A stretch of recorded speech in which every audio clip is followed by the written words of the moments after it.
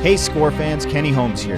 Many of you have asked for longer interviews, so here's a bonus unreleased part of our chat with Oscar-nominated composer John Powell and the advice his dad gave him at a young age.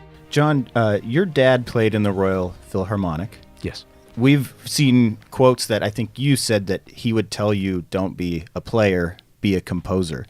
Do you think he recognized your musical voice at a young age, or why do you think he wanted you to go in that direction? Money. Well, yeah. Smart. He knew that, it's too hard being a player. They're really good. Those players, all you get to use are absolutely incredible, and they have to work at it all the time. Mm-hmm. You don't go away for 2 weeks on holiday and come back and play at the same level. It'll then take a week to get back to the same level. That's a horrible idea. If you have your chair still there. Yes, exactly. Yeah, so you don't go away. It's a really tough world. At that level, it's a tough world. It's a wonderful level when you're not trying to make a living at it, and you can just make music and enjoy it. But to actually make a living is very tough. So he knew that.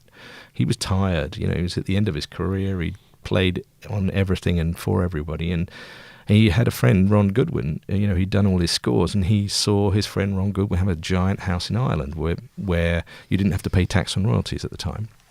And he said to me, why would you be a player? Be a composer. Look at Ron's house. He's got this fantastic house. And do you think he meant literally a film composer? Be a film composer? Yeah, absolutely. Yeah. I was thinking a composer, he'd be writing artistic pieces for a quartet somewhere in Edinburgh, but he was really focused. In that case, yeah, he'd done a lot of sessions and scores. I think I'd been taken along to several of them. I'm not sure. I mean, my father's idea of childcare was probably either sticking me behind the trombones or, or leaving me in the car outside the pub. I mean, right. Which were fine. Yeah, so I think I am the way I am because of those two pieces of childcare experience. That's remarkable, and how lucky that he brought you. And I wonder if there was a moment. Was there a moment that you thought, I am a composer? Was there a transcendent moment? Was there an epiphany that you had written something that someone liked and you thought, this could be a career for me? I'm still worried about it. Oh, honestly. That's so funny. It's perfect. The perfect artist. I'm still, I'm waiting. We've finished the score to Solo. We're just putting the soundtrack album together. The soundtrack album will go to John Williams. This will be the first time he's heard any of the stuff I've done with things. And, that's a nerve-wracking moment. If you're anything like any of us, you're probably thinking, I may be out of show business by the end of the week. So I think you have to. It's too tough. But my instinct is you're going to live to fight another day. Well, I hope so. I love the idea that people will see the respect I have for what I've done, but I hope they'll understand that I am the way I am because I miss.